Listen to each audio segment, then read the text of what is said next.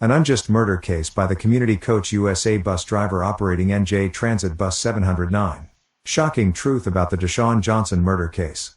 An unjust murder case by the Community Coach USA bus driver operating NJ Transit Bus 709. It is only rather quite unfortunate that an ambitious young boy was murdered in cold blood, and after that, the murder case was being swept under the rug with so much bribery and corruption hampering justice from taking its full course, despite the several rallies and protests that has taken place. This is a murder case of Deshon Johnson by the Community Coach USA bus driver operating NJ Transit Bus 709. The bus named above company is being operated from overseas in Scotland and have no compassion for human life. Community Coach Bus Company hired the murderer bus driver with a bad and unclean driving record, which was discovered by the investigated and disclosed by Deshon's lawyer during the interview with Essex County Prosecutor, Mike, on Wednesday, July 18, 2012, in Bloomfield, New Jersey. New evidence shows this same bus driver, named Wilson Romaine, committed an incident before murdering the victim named Deshon Johnson. Wilson had committed a similar incident in 2010. He never was suspended from his job but was given a defensive driving course. On July 18, he killed Johnson. The sadness didn't end there. This same reckless bus driver was again involved in another incident case 2 months after he ended the life of a music artist, a college student, and Naomi's only son's life.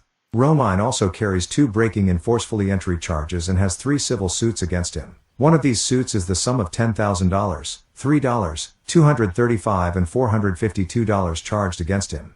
Romaine also has other charges in Florida where he previously lived as a Haitian native.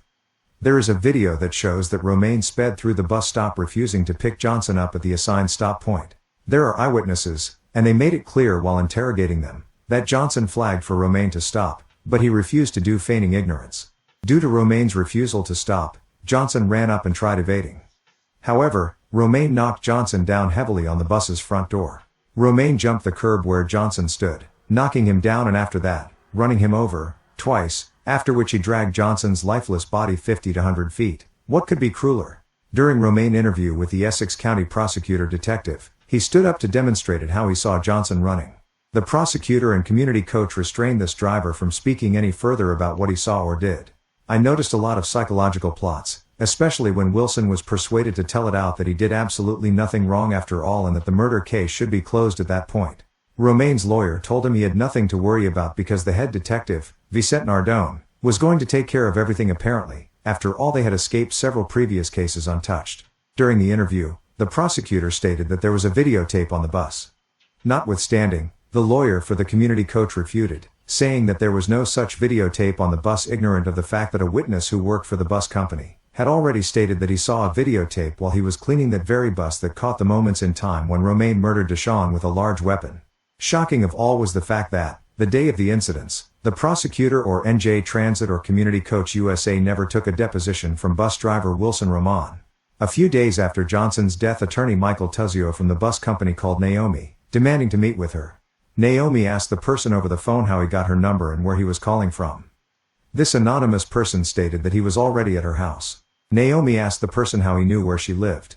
He replied saying that her address was in the newspaper, which is an absolute lie. This mysterious caller further told Naomi it was urgent that he meets with her. That conversation left Naomi devastated. Naomi told her son's lawyer, Brian, who then reported the conversation that took place between Naomi and the bus representative, to the retired judge named Lawrence Lawson. The retired Judge Lawson lied and said that it was their protocol. This is not true, as Deshon's friend, Christy Nobel Ross, who lived in the same building, was murdered the same way on January 26, 2012, by the same bus company, and no one came to her house at all. These bus companies think they can solve every death with money, bribing their way to freedom. A settlement is a compromise with the victim's loved ones, stating that the bus driver did not cause the death of the victim but the victims were the cause of their death.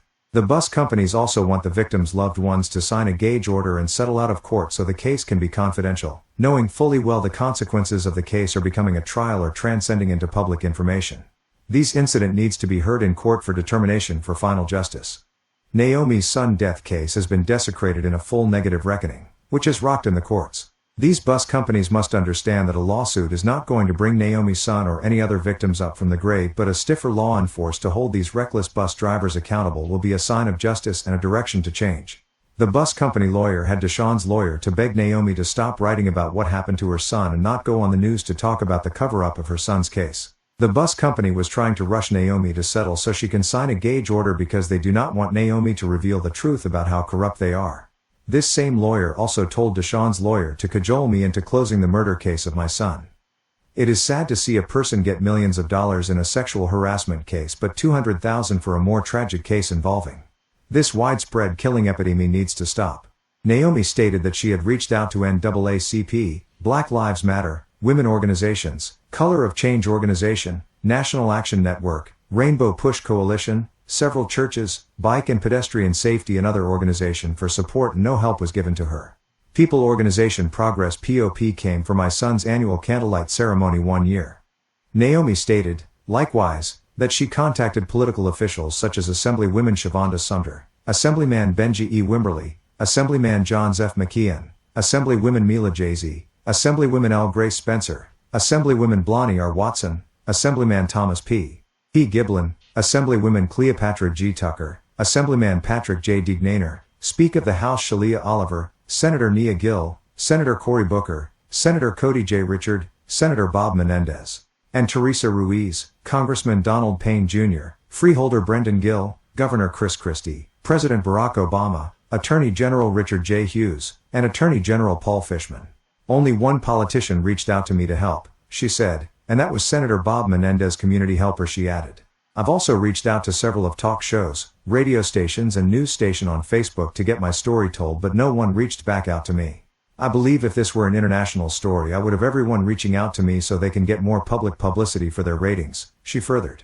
Naomi said she was tired of being asked to keep silence. Why should she be told to stay quiet when her son was murdered?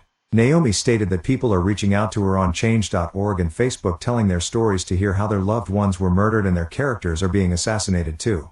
They also are asking Naomi to help them get justice for their loved ones, who were killed by reckless bus drivers. We are not going to allow them to sweep this kind of death and injuries under the rug.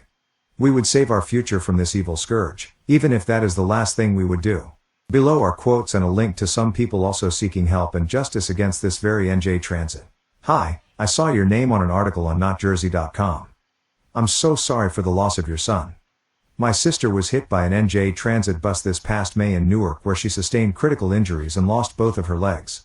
Please let me know what I can do to help make these bus drivers be held accountable. Marge Gersey, member of Share Montclair and Montclair Watercooler Connections. August 15, 2016, 6:34 p.m. Deshon Johnson, who was murdered by the Community Coach USA bus driver operating NJ Transit Bus 709. I believe justice has to be done appropriately, not just for the rampant murder cases by this company but to also prevent it from happening to you if not curbed now.